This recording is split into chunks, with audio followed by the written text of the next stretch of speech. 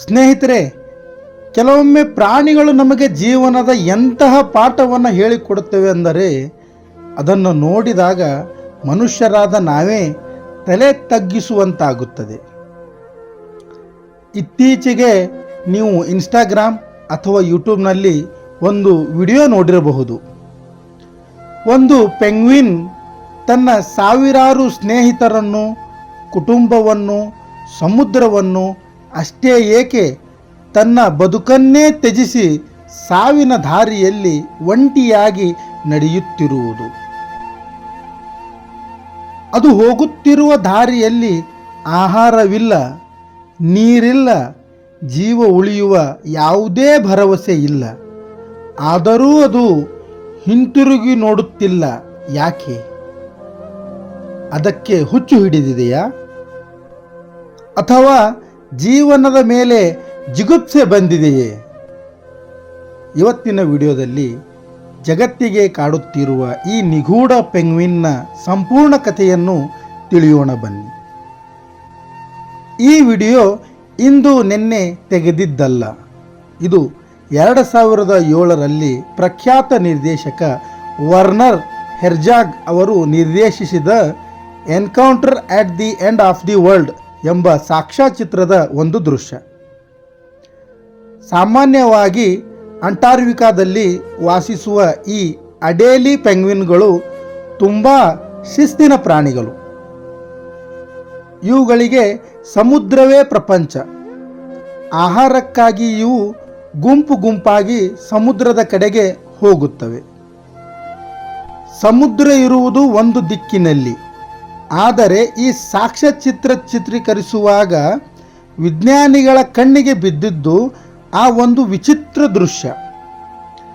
ಎಲ್ಲ ಪೆಂಗ್ವಿನ್ಗಳು ಬಲಗಡೆ ಹೋದರೆ ಈ ಒಂದು ಪೆಂಗ್ವಿನ್ ಮಾತ್ರ ಎಡಗಡೆಗೆ, ಅಂದರೆ ಸಮುದ್ರಕ್ಕೆ ವಿರುದ್ಧವಾಗಿರುವ ಬರೀ ಮಂಜುಗಡ್ಡೆಗಳೇ ತುಂಬಿರುವ ಪರ್ವತದ ಕಡೆಗೆ ನಡೆಯಲು ಶುರು ಮಾಡುತ್ತದೆ.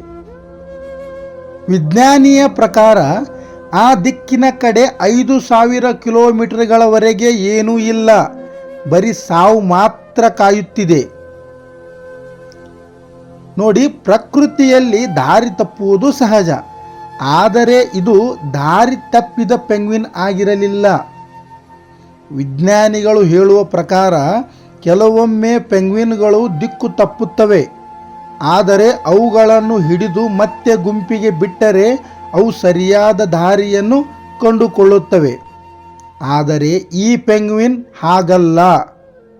ವಿಜ್ಞಾನಿಗಳು ಮತ್ತು ಚಿತ್ರತಂಡದವರು ಈ ಪೆಂಗ್ವಿನ್ ಸಾಯಬಾರದು ಎಂದು ಅದನ್ನು ಹಿಡಿದು ತಂದು ಮತ್ತೆ ಆ ಗುಂಪಿನ ಮಧ್ಯೆ ಬಿಡುತ್ತಾರೆ. ಹೋಗು, ನಿನ್ನವರ ಜೊತೆ ಬದುಕು ಎಂದು ಅವಕಾಶ ಮಾಡಿಕೊಡುತ್ತಾರೆ. ಆದರೆ ಆಶ್ಚರ್ಯ ಏನೆಂದರೆ ಆ ಪೆಂಗ್ವಿನ್ ಮತ್ತೆ ಅದೇ ಸಾವಿನ ದಾರಿಯನ್ನು ಹಿಡಿಯುತ್ತದೆ. ಅದು ಸಮುದ್ರವನ್ನು ನೋಡಲು ಇಷ್ಟಪಡುತ್ತಿಲ್ಲ. ಅದಕ್ಕೆ ತನ್ನ ಗುಂಪು ಬೇಡವಾಗಿದೆ ಎಂದು ನಿರ್ಧರಿಸಿದೆ. ನಾನು ಆ ಪರ್ವತಗಳ ಕಡೆಯೇ ಹೋಗಬೇಕು. ಅಲ್ಲಿ ಏನಿದೆಯೋ ನನಗೆ ಗೊತ್ತಿಲ್ಲ, ಆದರೆ ನನಗೆ ಬದುಕು ಸಾಕು ಎಂದು ನಿರ್ಧರಿಸಿದಂತಿದೆ. ಸ್ನೇಹಿತರೆ, ಈ ದೃಶ್ಯ ಈಗ ಏಕೆ ವೈರಲ್ ಆಗ್ತಾ ಇದೆ ಗೊತ್ತಾ? ಏಕೆಂದರೆ ಈ ಪೆಂಗ್ವಿನ್ನಲ್ಲಿ ಮನುಷ್ಯರು ತಮ್ಮನ್ನು ಕಾಣುತ್ತಿದ್ದಾರೆ. ನಮ್ಮ ಜೀವನದಲ್ಲೂ ಅಷ್ಟೇ ಅಲ್ವಾ? ಎಷ್ಟೋ ಸಲ ನಮಗೂ ಅನಿಸುತ್ತೆ, ಈ ಸಮಾಜ, ಈ ಸಂಬಂಧಗಳು, ಈ ಹಣ ಗಳಿಸುವ ಓಟ, ಈ ದಿನನಿತ್ಯದ ಜಂಜಾಟ ಎಲ್ಲವೂ ಸಾಕು. ಎಲ್ಲವನ್ನು ಬಿಟ್ಟು ಎಲ್ಲಾದರೂ ದೂರ, ಯಾರೂ ಇಲ್ಲದ ಜಾಗಕ್ಕೆ ಹೋಗಿಬಿಡೋಣ ಎಂದು. ಆ ಪೆಂಗ್ವಿನ್ ಅನುಭವಿಸುತ್ತಿರುವ ಆ ಒಂಟಿತನ, ಆ ಬಂಡಾಯ, ಆ ಜಿಗುಪ್ಸೆ ಬಹುಶಃ ಪ್ರತಿಯೊಬ್ಬ ಮನುಷ್ಯನ ಒಳಗೂ ಇದೆ. ಅದಕ್ಕೆ ಆಹಾರ ಬೇಕಿಲ್ಲ, ಸಂಗಾತಿ ಬೇಕಿಲ್ಲ. ಅದಕ್ಕೆ ಬೇಕಿರುವುದು ಮುಕ್ತಿ ಅಥವಾ ಬದಲಾವಣೆ. ಕೆಲವರು ಇದನ್ನು ಖಿನ್ನತೆ ಅಥವಾ ಡಿಪ್ರೆಷನ್ ಎನ್ನುತ್ತಾರೆ. ಇನ್ನು ಕೆಲವರು ಇದನ್ನು ಸ್ವಾಭಿಮಾನದ ನಡಿಗೆ ಎನ್ನುತ್ತಾರೆ. ಗುಂಪಿನಲ್ಲಿ ಗೋವಿಂದ ಎನ್ನುವ ಹಾಗೆ ಬದುಕುವುದಕ್ಕಿಂತ ಸಾಯುವುದಾದರೂ ಸರಿ ನನ್ನದೇ ದಾರಿಯಲ್ಲಿ ನಡೆಯುತ್ತೇನೆ ಎನ್ನುವ ಛಲವದು. ಆ ಪೆಂಗ್ವಿನ್ ಅಂದು ಏನಾಯಿತೆಂದು ಯಾರಿಗೂ ಗೊತ್ತಿಲ್ಲ. ನಿರ್ದೇಶಕ ವರ್ನರ್ ಹೆರ್ಜಾಗ್ ಹೇಳುವಂತೆ ಅದು ಖಂಡಿತವಾಗಿಯೂ ಆ ಪರ್ವತಗಳನ್ನು ತಲುಪಿ ಅಲ್ಲಿ ತನ್ನ ಪ್ರಾಣ ಬಿಟ್ಟಿರಬಹುದು.